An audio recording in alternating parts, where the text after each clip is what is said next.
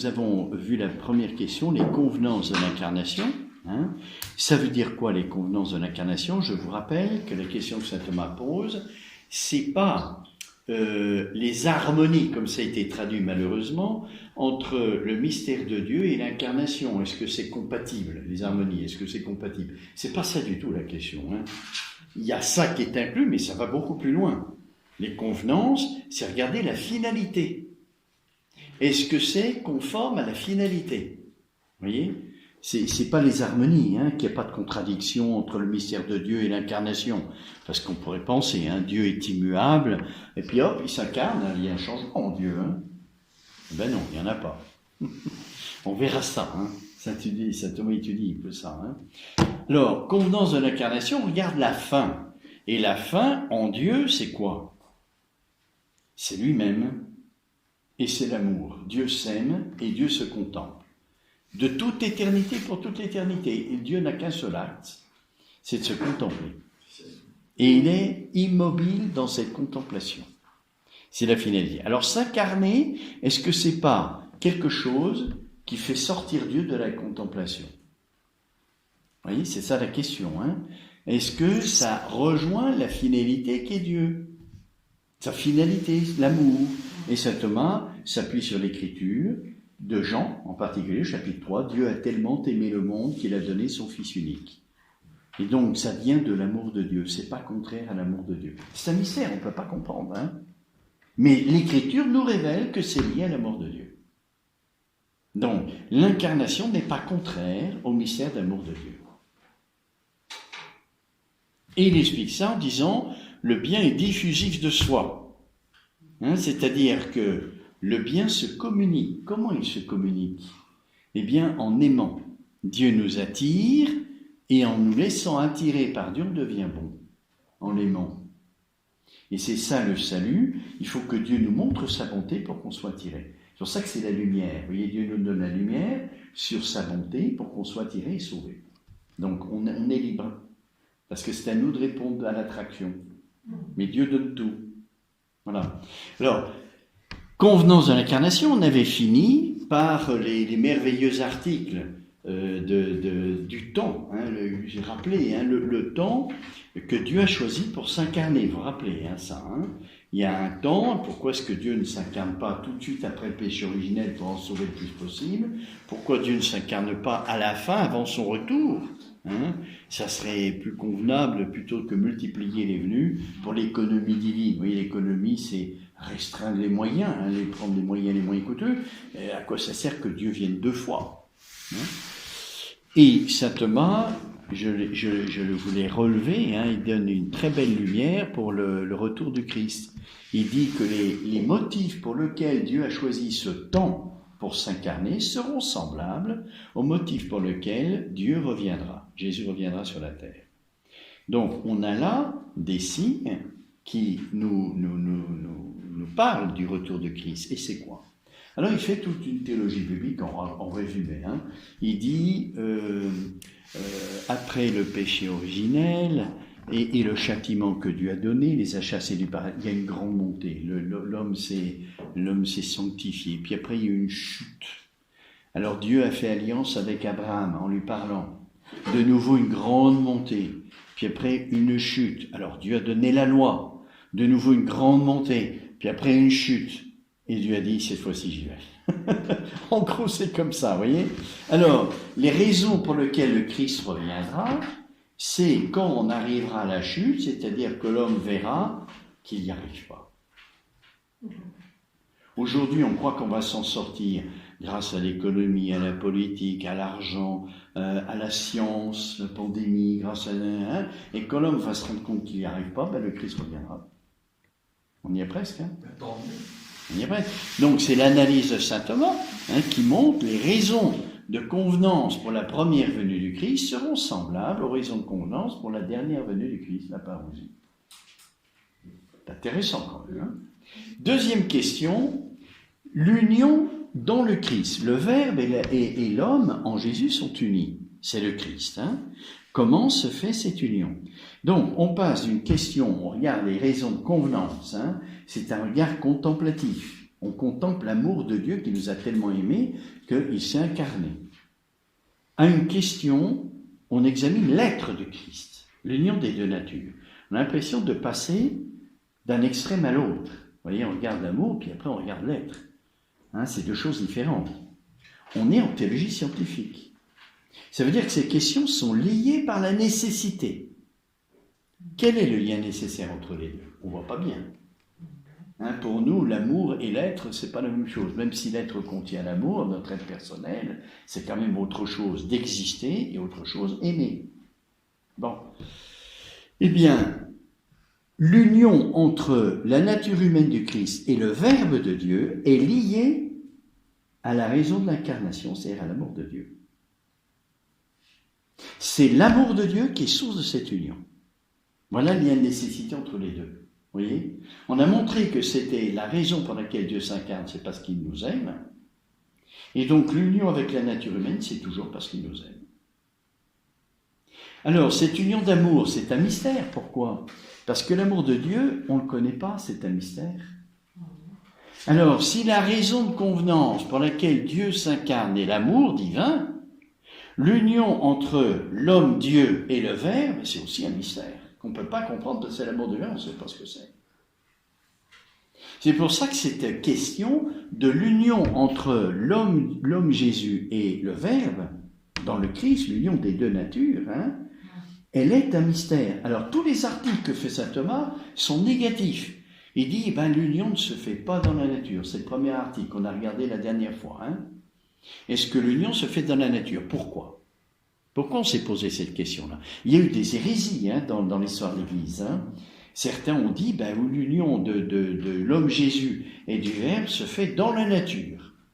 C'est-à-dire que les deux natures, la nature humaine et la nature du Verbe, sont unies pour former le Christ. Ça vient d'où, ça ? Bien, ça vient du fait que, comme l'amour divin est infini, pour exalter l'amour divin, on dit, la nature humaine, elle disparaît. Si le Dieu s'unit la nature humaine face à l'amour divin, elle est engloutie, la pauvre nature humaine. Comme vous êtes, je vais vous donner cet exemple, au pied d'un gratte-ciel, vous regardez en haut, là, vous êtes comme une fourmi. Plus c'est grand, plus vous êtes petit. La nature humaine face à l'amour de Dieu, c'est rien du tout. Donc si l'union se fait entre la nature divine et la nature humaine, la pauvre nature humaine, c'est comme vous mettez une goutte d'eau dans le vin, c'est plus l'eau, c'est du vin. Alors certains, pour exalter l'amour divin, on dit la nature humaine, elle disparaît, et donc l'union se fait dans la nature, c'est-à-dire que la nature divine prend tout. Et saint Thomas dit non, c'est contraire à l'amour. L'amour respecte. Elle n'absorbe pas, même si c'est petit. Elle respecte. Vous voyez ? Et alors, il prend pour montrer, moi je vous le dis en résumé comme ça, mais c'est pas comme ça que saint Thomas le dit.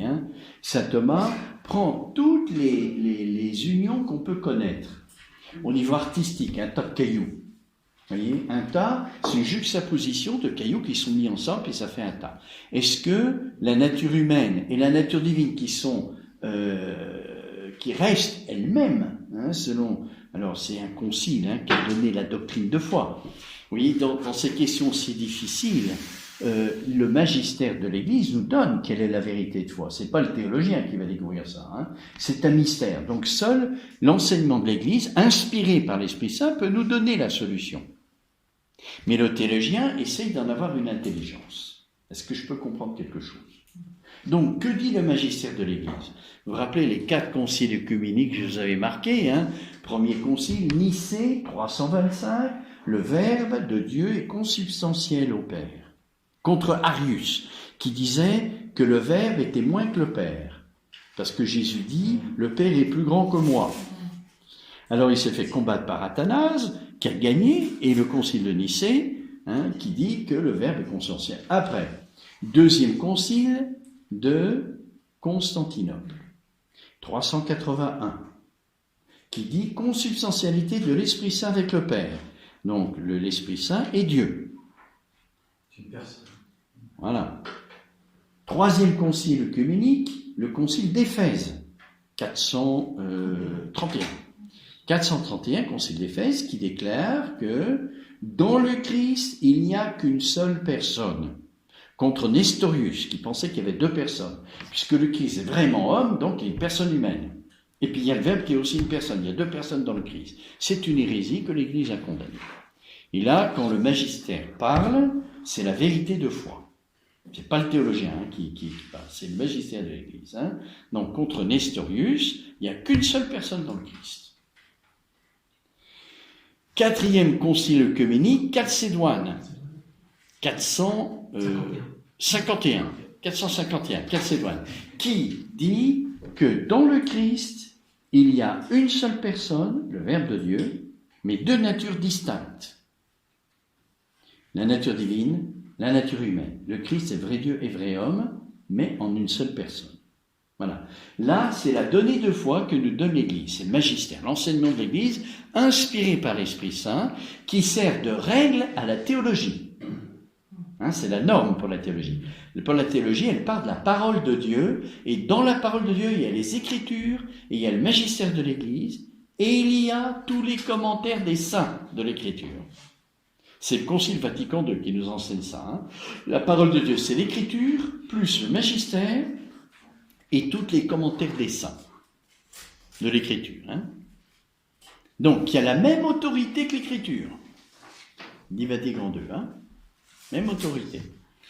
Alors, pas tout à fait, parce que l'Écriture est révélation, tandis que le magistère de l'Église et les commentaires des saints et des pères de l'Église n'est pas révélation. C'est une explicitation de la révélation. Mais comme ça s'appuie sur la révélation, ça prend la même autorité, si vous voulez, d'une certaine manière. Voilà.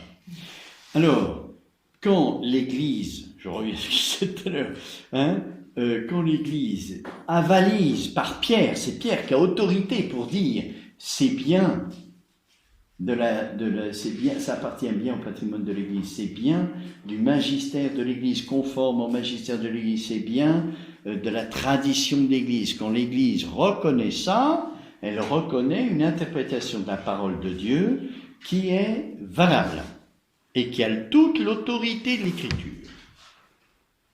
C'est important, c'est pas rien.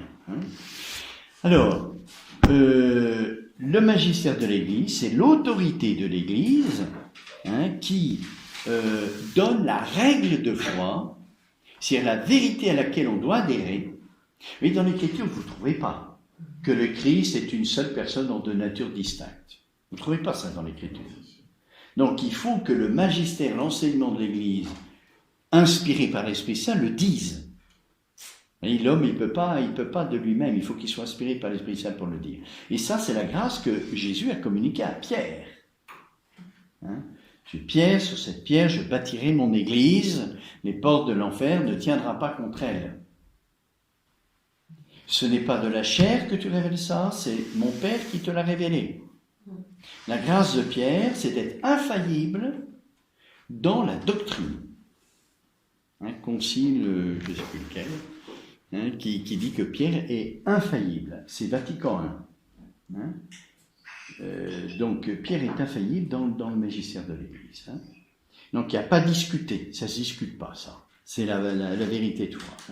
Le théologien, qu'est-ce qu'il fait? Il ne démontre rien, mais il essaye de rendre assimilable ce qui est assimilable, c'est-à-dire ce qu'on peut comprendre de ça. C'est ce que fait saint Thomas.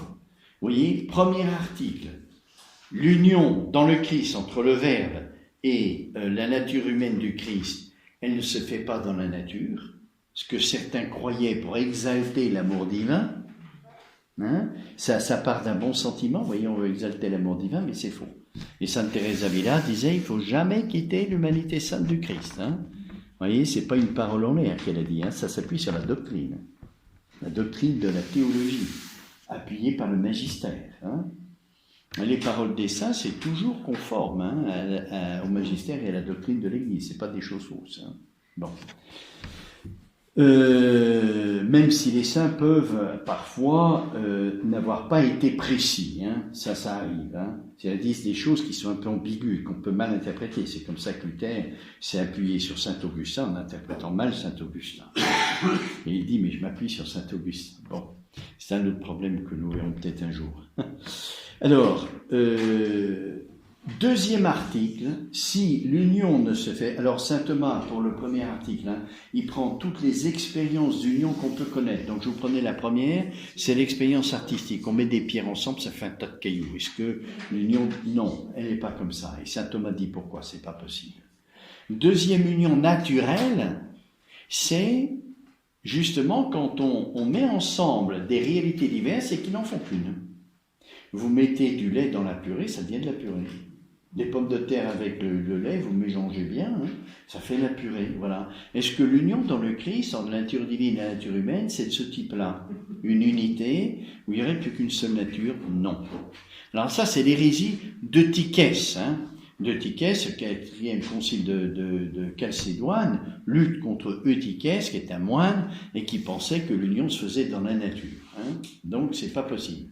Et on était arrivé là, dans l'article 1, après avoir épuisé toutes les manières dont on connaît les unions possibles, au niveau artistique, au niveau naturel, et on dit non, c'est pas ça, ça peut pas être ça, ça peut pas être ça, ça peut pas être ça, c'est très négatif. Pour mettre en lumière, c'est quelque chose qu'on connaît pas. C'est un mystère. Le pauvre théologien, il peut dire que ça. Mais ça permet d'éliminer des imaginations. Vous voyez, l'imagination que Dieu est tellement grand que nous, on se perd et puis on n'existe plus. On est noyé dans l'océan d'amour de Dieu. Eh ben non. Notre nature humaine, elle demeure. C'est important parce que la manière dont la nature humaine du Christ est unie au Verbe, c'est la grâce, on verra, c'est la grâce d'union. Nous participons de cette grâce. Notre vie chrétienne, elle dépend de ce regard que nous avons sur le Verbe et la nature humaine du Christ. La manière dont les deux natures sont unies, ça fait partie de notre grâce chrétienne. Comment on aime Dieu? On aime Dieu en sautant à pieds joints au-dessus de la nature humaine du Christ. C'est la conception de l'union de Tychès. Il n'y a qu'une seule nature. La nature humaine disparaît.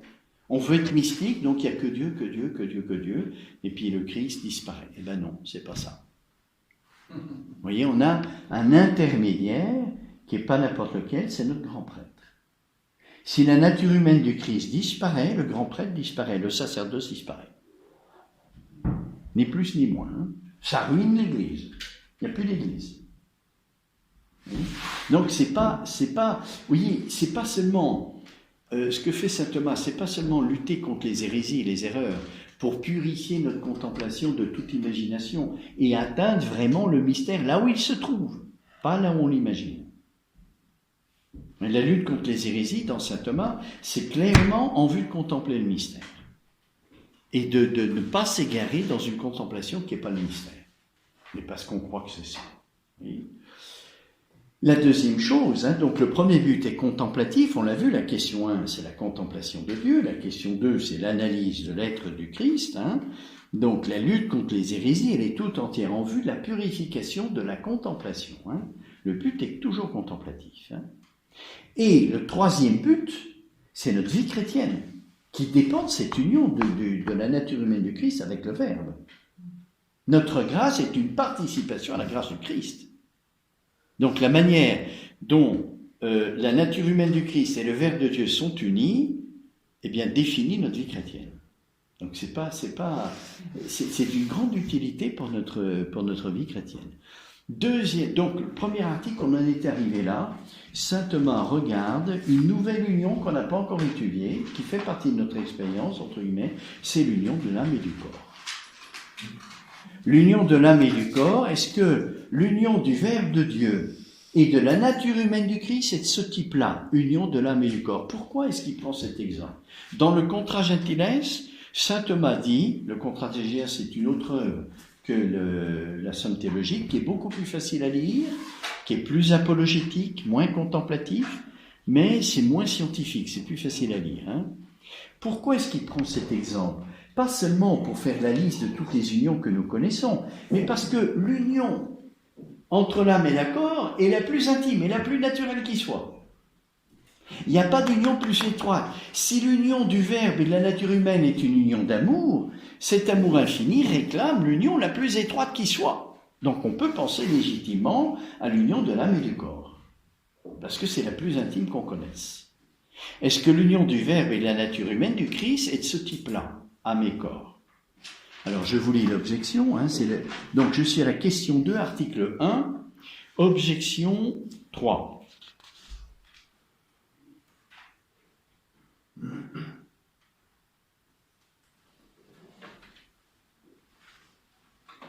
Non, c'est objection 2, pardon. Saint Athanase écrit « De même que l'âme rationnelle », alors ça c'est très mal traduit, enfin bon, c'est un langage de Père de l'Église, anima rationalis, pensez toujours à l'esprit, la raison c'est pas l'intelligence, l'âme avec laquelle il y a l'intelligence. Donc, de même que l'âme rationnelle et la chair forment un seul homme, la nature humaine c'est l'âme plus le corps, unis substantiellement pour former un seul être.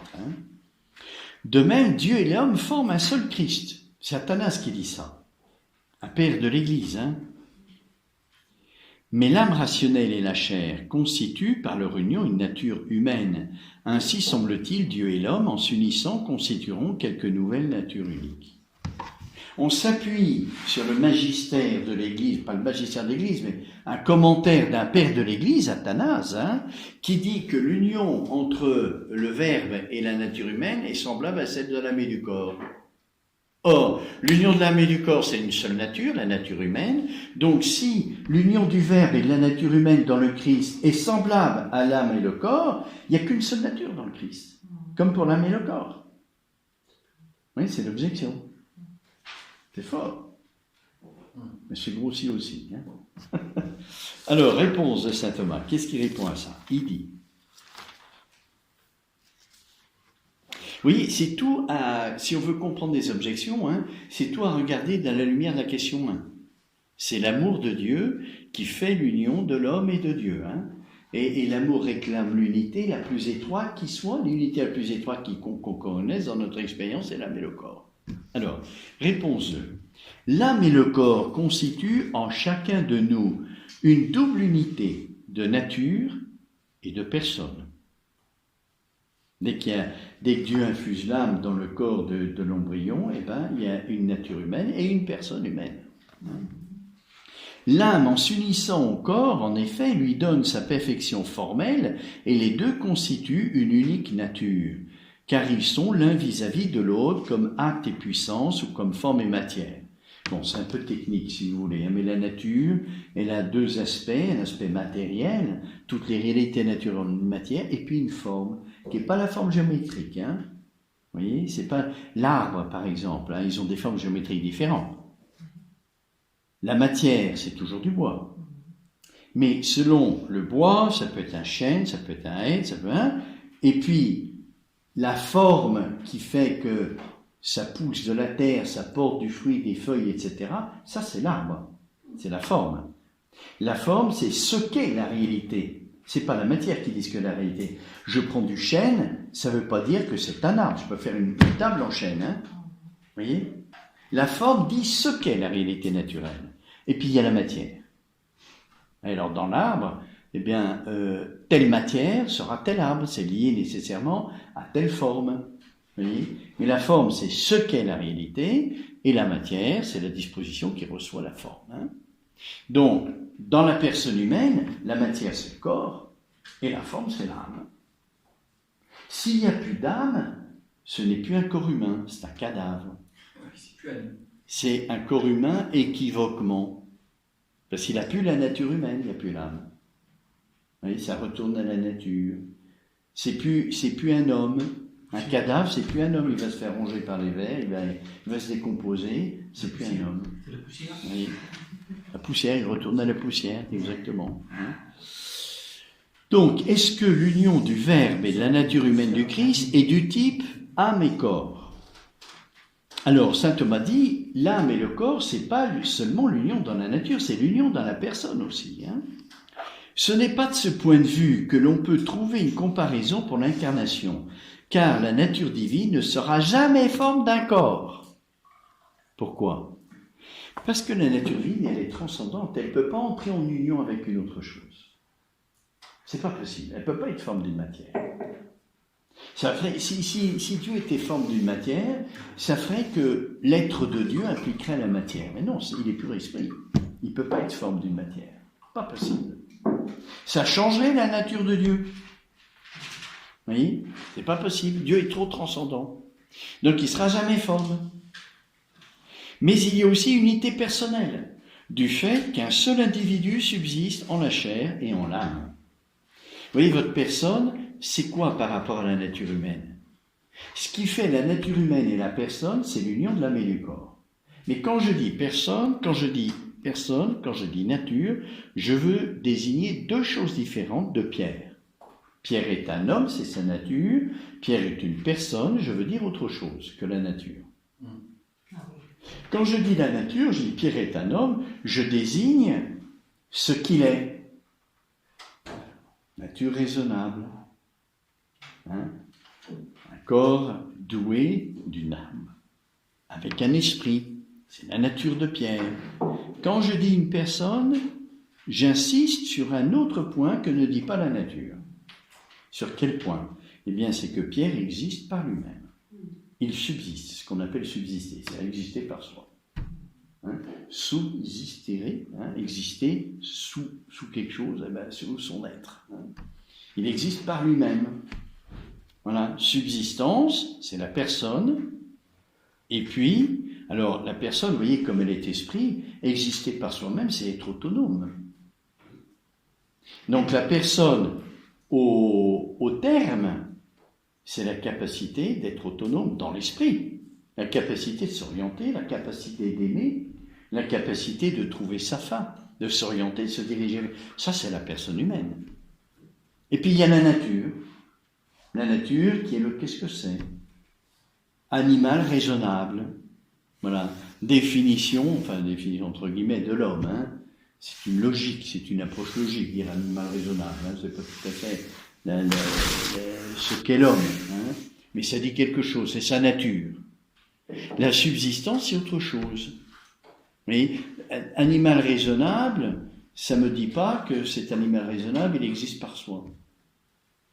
Personne, oui. C'est la dignité. La personne, c'est lié à la dignité. Celui qui est autonome, vous voyez, dans son esprit, qui est capable de faire les discernements. L'animal, il n'est pas capable de ça, discerner. C'est l'instinct qui lui fait discerner. Mais il ne choisit pas. Bon. Sous ce rapport, l'on peut parler d'analogie avec l'incarnation. Car un seul Christ subsiste en la nature divine et en la nature humaine. Vous voyez, le Verbe de Dieu subsiste, il existe dans la nature humaine du Christ. Et la nature humaine du Christ, elle subsiste dans le Verbe, les deux. Le Christ est une personne subsistante, il existe par lui-même, comme Dieu. Mais étant uni à la nature humaine, s'étant uni à la nature humaine, il fait que cette nature humaine, eh bien, elle subsiste par la subsistance du Verbe.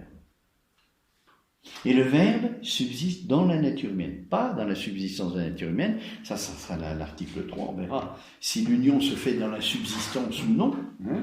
Mais pour le moment, on regarde l'aspect nature-personne. L'union ne se fait pas dans la nature. Est-ce qu'elle se fait dans la personne? C'est l'article 2. Donc pour le moment, l'analogie de l'âme et du corps. Est-ce que le Verbe de Dieu est uni à la nature humaine du Christ comme l'âme et le corps? Saint Thomas dit, il y a quelque chose de ça.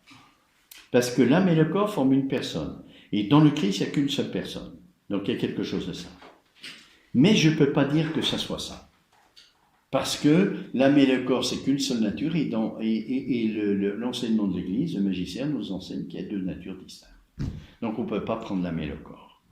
Mais quand saint Athanase a parlé de ça, oui, on l'a sorti du contexte. Mais dans le contexte, il parlait de la personne. Il ne parlait pas de la nature. Vous voyez, quand on sort une phrase du contexte, on peut lui faire dire n'importe quoi. Saint Athanase parlait de la personne, pas de l'union. Oui. Est-ce que le corps permet à l'âme de s'exprimer? Oui, tout à fait, bien sûr. Oui, c'est ce que dira Aristote aussi, c'est que le corps est l'instrument de l'âme.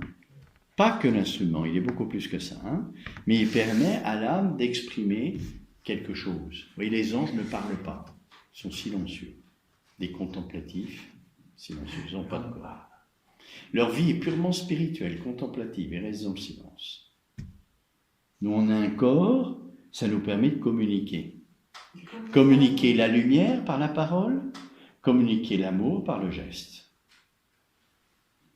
Les anges ne peuvent pas faire ça. Ils ne peuvent pas communiquer. Entre eux, non. Ils n'ont pas la même nature.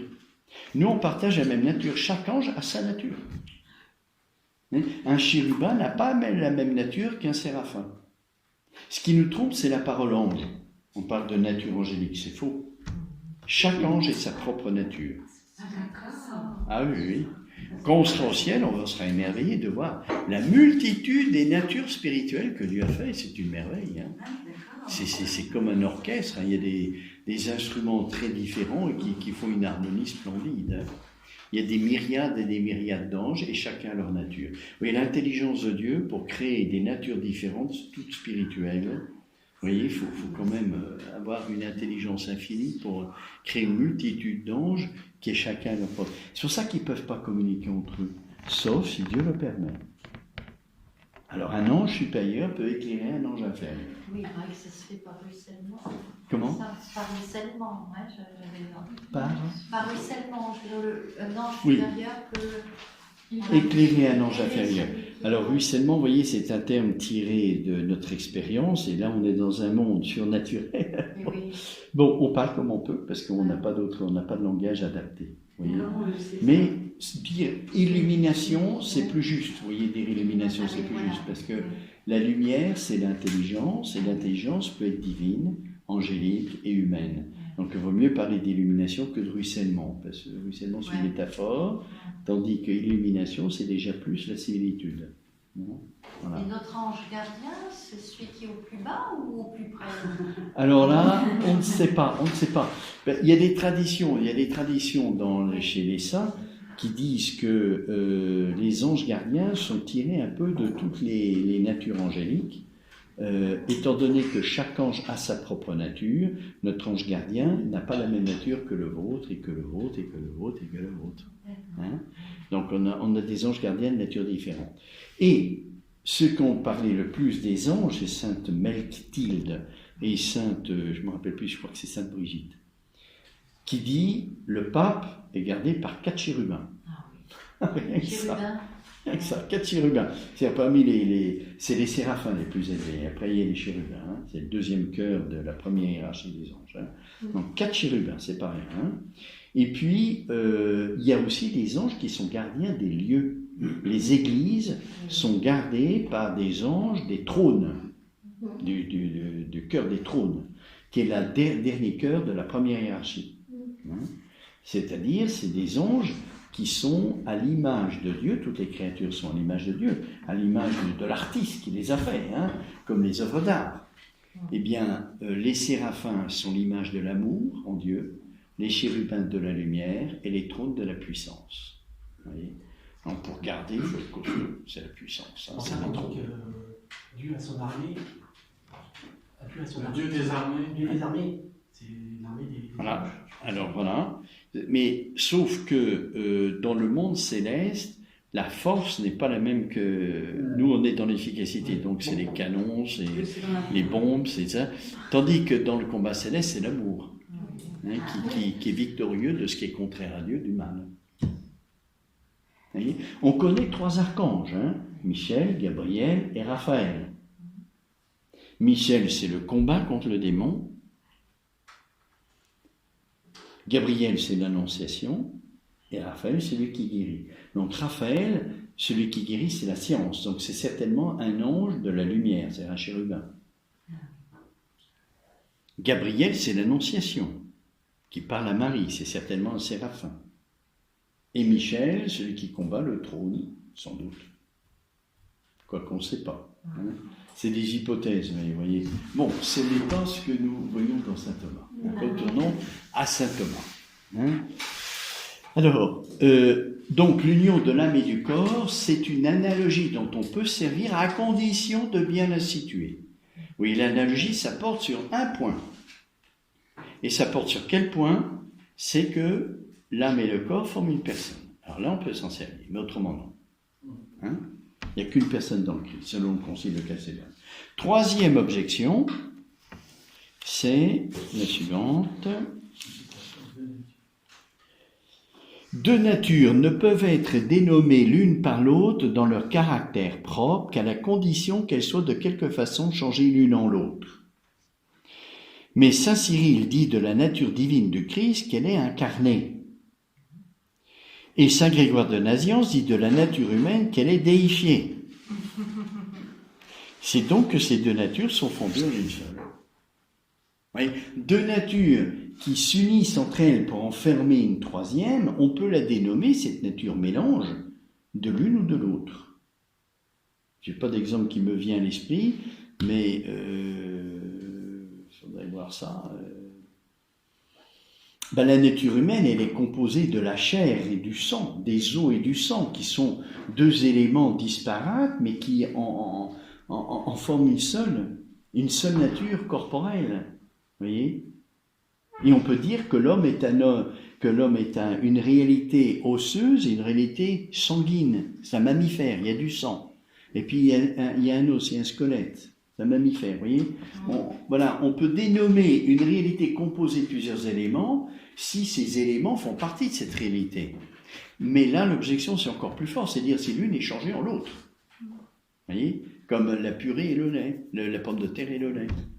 On peut dire que la purée, c'est du lait, c'est de la pomme de terre. Bon. Que répond saint Thomas ? Alors, saint Thomas, il répond quoi ? Il dit,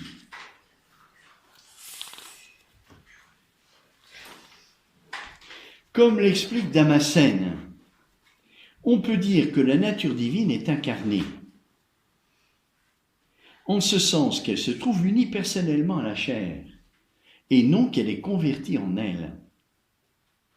On peut dire également que la chair est déifiée, non par conversion, mais par une union au Verbe qui sauve ses propriétés naturelles. En d'autres termes, la chair est déifiée non parce qu'elle devient Dieu, mais parce qu'elle devient la chair du Verbe de Dieu. Et dans le Christ, on peut dire Jésus est homme. Et on peut dire Jésus est Dieu. Les deux, vrai Dieu et vrai homme. C'est saint Irénée qui dit ça, et ça a été avalisé par Pierre, en disant c'est une bonne interprétation du mystère. Donc, si on dit que le Christ est Dieu, que le Christ est homme, ça veut peut-être dire que les deux natures sont unies entre elles et forment une autre nature qui est le Christ, puisqu'on peut la dénommer de l'un ou de l'autre. Et saint Thomas répond non. Parce que Chalcédoine nous dit que les deux natures sont distinctes, donc ça c'est l'autorité, mais on comprend qu'il ne peut pas y avoir de mélange, parce que Dieu est immuable, il ne change pas. Il ne peut pas se mélanger une autre nature. Et que dire vrai Dieu et vrai homme, c'est conserver la nature humaine intégralement. Si elle est mélangée à autre chose, c'est plus une nature humaine. C'est plus une nature humaine si elle est mélangée à autre chose. C'est autre chose. Et pareil pour Dieu, si elle est mélangée à une autre nature, c'est plus Dieu. Dieu il a pris chair de la Vierge Marie, il est devenu homme. Oui, il était Dieu avant. Ah, il demeure Dieu. Il demeure Dieu. Donc là, on pourrait peut-être comprendre. Je veux dire, c'est toujours Dieu qui devient homme en étant Dieu. Oula. C'est ça. Non, mais c'est juste. Voilà. Alors, vous voyez, si vous reprenez la question 1, qui est l'amour, vous voyez, c'est un mystère. Mais, comme Dieu nous a créé à notre image et à notre ressemblance, à sa ressemblance, on peut comprendre quelque chose du mystère. L'amour, c'est l'attraction. Vous voyez ? Être source d'amour, un bien pour l'autre, c'est qu'on attire. Et cette attraction, si elle est divine, elle est substantielle. Donc elle peut réaliser une union avec celle qui l'attire, de telle sorte qu'il y a une unité dans la personne. Et c'est toujours la question de l'amour de Dieu qui est source de l'incarnation, qui nous permet d'avoir une petite lumière sur la manière. Donc si moi j'attire quelqu'un, mais je reste moi-même, je ne suis pas modifié. Sauf que mon amour, il n'est pas substantiel, il est intentionnel. Vous voyez ? Donc je ne peux pas réaliser un être avec l'autre. J'aimerais bien. Quand on s'aime vraiment, on voudrait former qu'un seul être, mais ce n'est pas possible. Donc je peux attirer l'autre, mais pas Dieu peut attirer substantiellement, on pourrait ne faire qu'une seule personne. Mais en respectant la nature humaine, elle l'attire sans être modifiée, comme quand moi j'attire une personne, je ne suis pas modifié, et l'autre non plus. Il n'est pas modifié. Dans l'attraction, les deux natures restent elles-mêmes. Mais comme c'est un amour substantiel, cette attraction peut être si forte que tout en respectant les deux natures, elles ne forment qu'une seule personne. C'est un mystère, vous voyez, dire ça, ça n'explique rien. Ça n'explique rien, c'est un mystère. Hein. Mais ça nous donne une lumière, vous voyez. Dans l'attraction, il y a les deux, formellement. Ah oui, c'est réciproque. Alors, dans l'amour humain, c'est réciproque dans l'amour humain. Mais dans l'amour divin, c'est moi qui vous aimez le premier. Hein. Vous voyez, on est créé parce que Dieu nous a aimés, avant même qu'on puisse répondre. Vous voyez. Et pour l'incarnation, c'est la même chose. Voilà, donc on a fini la question 1 de l'union dans le Christ entre le Verbe et la nature humaine du Christ. On a réglé, hein, ça ne se fait pas dans la nature, il n'y a pas un mélange, vous voyez. Et il n'y a pas une seule nature, ça c'est contraire, on s'appuie sur le concile de Chalcédoine qui affirme que dans le Christ, une seule personne de nature. Et les hérésies ont dit deux personnes. Une seule nature, le contraire, vous voyez, toutes les hérésies. C'est pour ça que petit à petit, le magistère de l'Église a pu rectifier, préciser la vérité de foi à cause des hérésies. C'est pour ça que saint Thomas dira « oportet héréses esse ». Il convient qu'il y ait des hérésies pour aider l'Église à préciser, puis en disant « non, ça c'est hérétique, ça ne va pas ». Et donc la vérité elle est le contraire, etc. Et petit à petit, on arrive à la vérité de foi. Mais il faut être inspiré par l'Esprit Saint pour dire quelle est la vérité. Parce qu'il ne suffit pas de s'opposer à une hérésie. Hein. Même si on a des hérésies contraires, le juste milieu ne définit pas la vérité de foi. C'est l'Esprit Saint qui la définit. Voyez. Mais on se sert des hérésies pour dire non, c'est pas ça, non, c'est pas ça. Et du coup, quand l'Esprit Saint est clair, on voit, ben, ça répond aux hérésies. Donc, Christ est venu sur terre pour que l'homme devienne Dieu. Oui. C'est ça. Mais pas de nature divine. Hein. Il est déifié. C'est la grâce qui fait ça. Hein. Même déjà sur terre, on est déifié. Parce qu'on a en nous quelque chose qui est divin, qui s'appelle la grâce, hein, qui dépasse la nature humaine. Hein. La grâce, elle est plus élevée que la nature humaine. Hein. Donc on a en nous quelque chose qui est très précieux, qui est d'ordre divin, surnaturel, et qui dépasse notre nature humaine. Ce qui est impossible. C'est un miracle permanent, comme je vous l'ai dit une fois. Hein. Parce que une chose ne peut appartenir à une autre que si cette autre la soutient, la reçoit. Et nous n'avons pas la capacité de recevoir la grâce. On n'a pas la capacité. Il faudrait être plus que la grâce pour la recevoir. Il faudrait être plus. Et on est moins. Donc avoir la grâce en nous, c'est un miracle permanent. On ne le voit pas, mais c'est un miracle permanent. On n'a pas la capacité. Et pourtant, elle est en nous. On la reçoit, cette capacité. On la reçoit. Donc on est au temps de la grâce actuellement. Hein? On est au temps de la grâce. Ah ben, on espère qu'on a la grâce. On ne le voit pas, hein? Oui. Mais on espère qu'on l'a, oui. Ah, mais même dans l'Ancien Testament, la grâce était. Il y a le temps de la loi, dans l'Ancien Testament, avec le Nouveau Testament, on a le temps de la grâce. Mais dans l'Ancien Testament, la grâce est présente aussi, elle est donnée. Oui, elle est donnée, mais elle n'était pas vécue selon les exigences que le Christ nous a données. Je vous ai donné cet exemple tout à l'heure de premier commandement. Écoute Israël, le Seigneur ton Dieu est l'unique Seigneur, tu aimeras le Seigneur ton Dieu de tout ton cœur, toute ton âme, toute ta force. Dans l'Ancien Testament, aimer Dieu de tout son cœur, toute ton âme, toute sa force, c'était se consacrer à Dieu, c'était se dédier à Dieu le plus qu'on pouvait. Avec le Nouveau Testament, on reçoit l'Eucharistie qui nous permet d'aimer Dieu avec Jésus. C'est tout autre.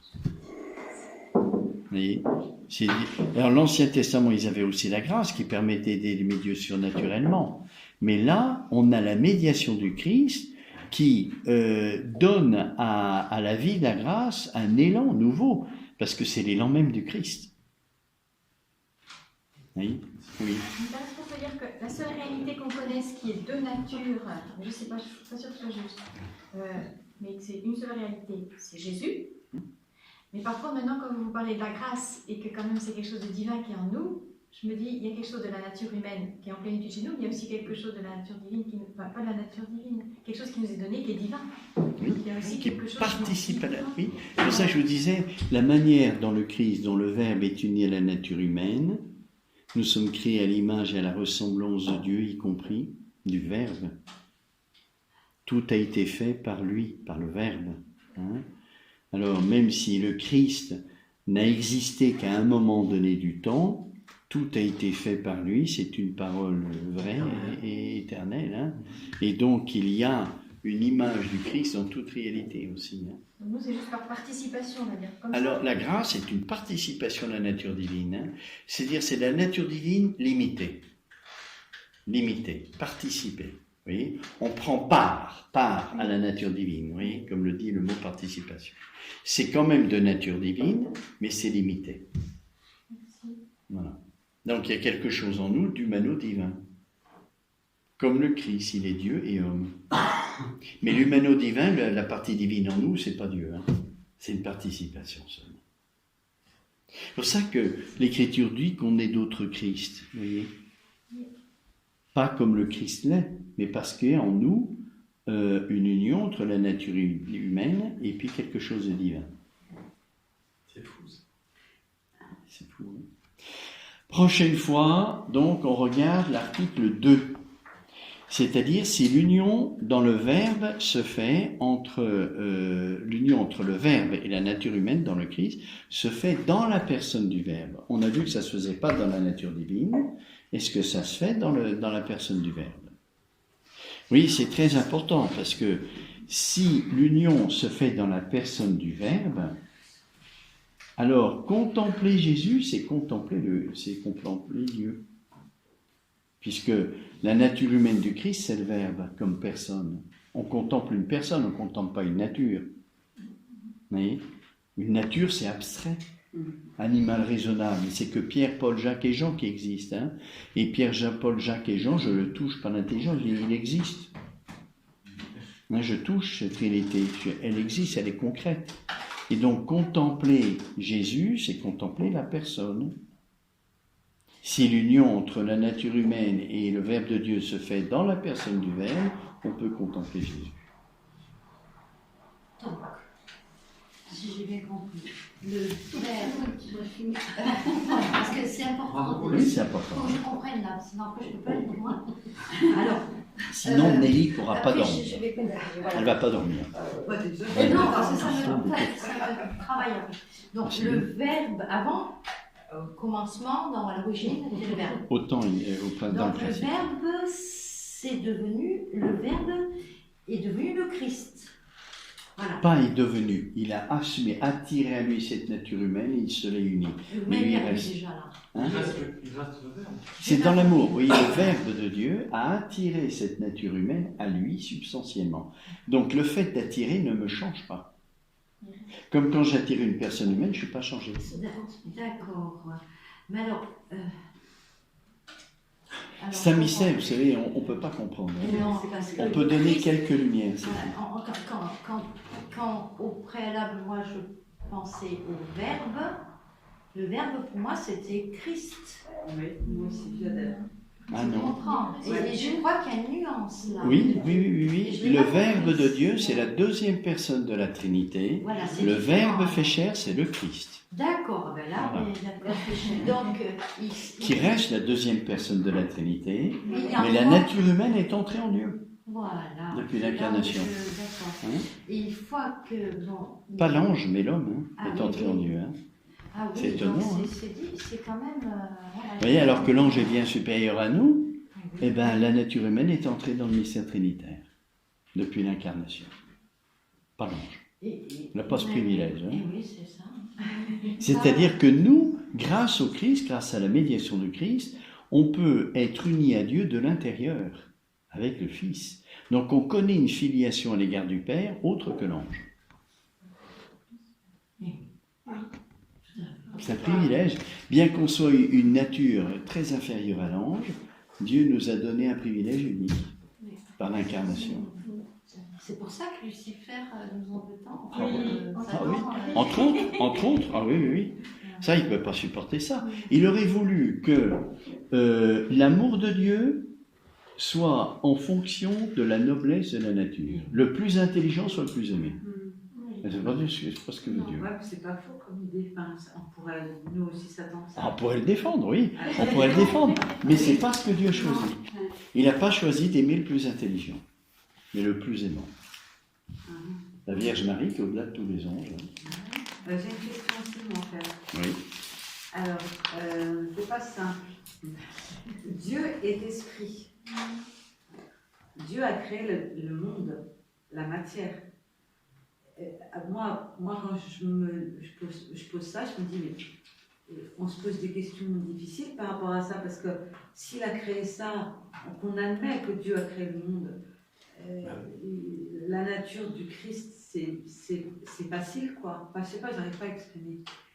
Oui, parce que le corps de l'homme a été tiré de l'univers physique. Oui, il provient Dieu crée dans la le Genèse. monde, Oui. donc il peut s'incarner s'il veut.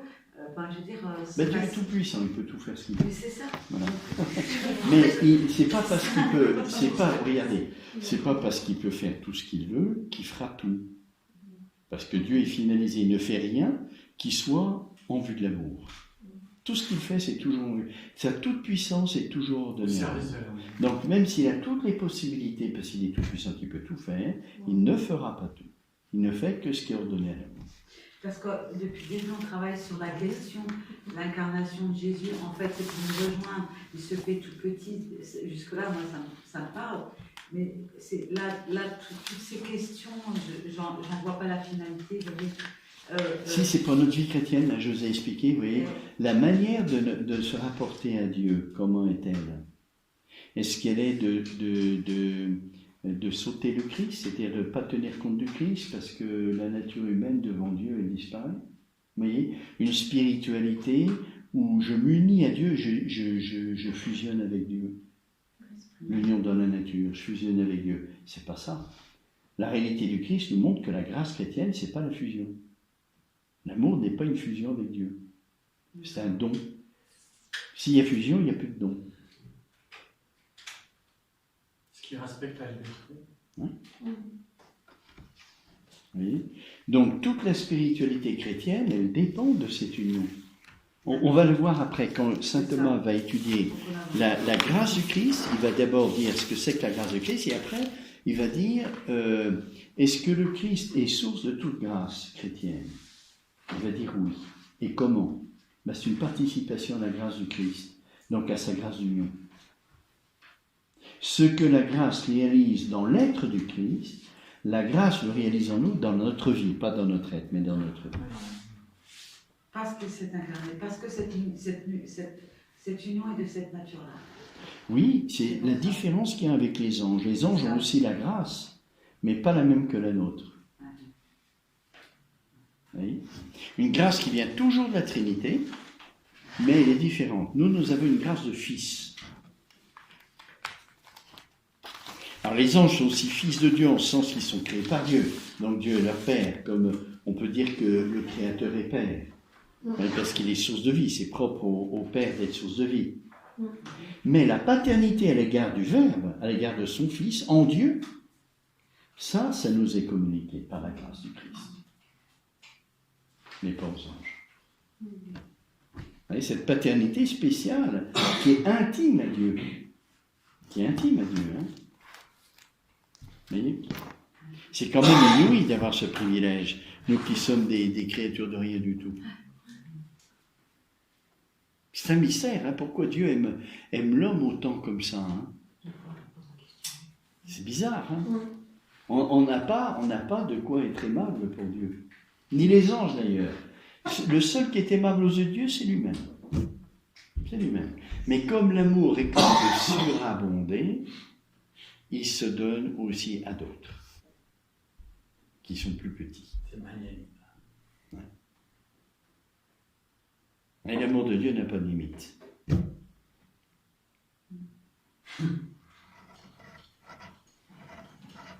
C'est un mystère, hein. Alors que nous, on est... Oui. Quand on verra combien on est aimé de Dieu et la grandeur de Dieu, on sera confondu. On sera confondu. Confondu. Complètement confondu. Si j'avais su. C'est ce qu'il dit. C'est ce qu'il dit dans l'Apocalypse. Hein. Quand le Christ reviendra et qu'on verra combien ce qu'il est, tous les hommes se frapperont la poitrine. Pas seulement les pécheurs, même les saints. En disant si j'avais su. Je n'aurais pas perdu de temps. Ah, on n'a pas toujours cette lucidité. Hein? On n'a pas toujours cette lucidité. Eh oui, eh oui, eh oui. On oublie parce qu'on est distrait par le monde. Alors on oublie, on oublie. C'est pour ça que, vous voyez, faire un cours comme ça nous rappelle certaines choses, ça nous réactue, oui, dans notre vie chrétienne. Et c'est bon, comme les retraites, ça nous réactue aussi dans les choses essentielles. C'est bon de faire ça, parce qu'on est tellement distrait par le monde qu'on oublie tout. L'essentiel, on l'oublie. C'est la J'avais une distraction. question à poser. Oui, allez-y. Entre laïc et religieux, vous avez aussi le même problème que nous? Quel problème? On n'a pas de problème. C'était un peu le Hein? problème Non, mais analogue attends, entre les- religieux et laïque. Laisse-le parler. Vous Oui. avez le même problème, vous êtes aussi le discernement, vous avez le problème du discernement par rapport à nous, je veux dire, on a le même problème, vous êtes confrontés, parce que vous avez parlé du monde. On a la même nature humaine.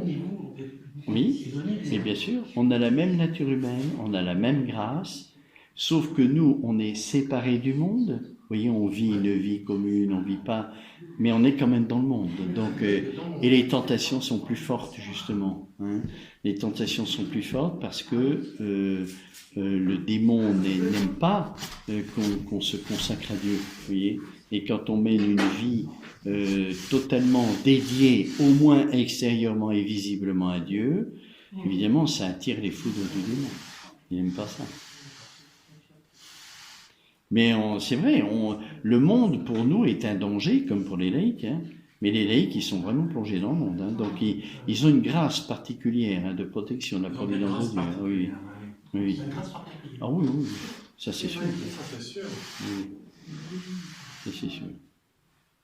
Bon, allez, on y va. Les prêtres ont deux ans de gardien. Les prêtres ont 2 ans de gardien.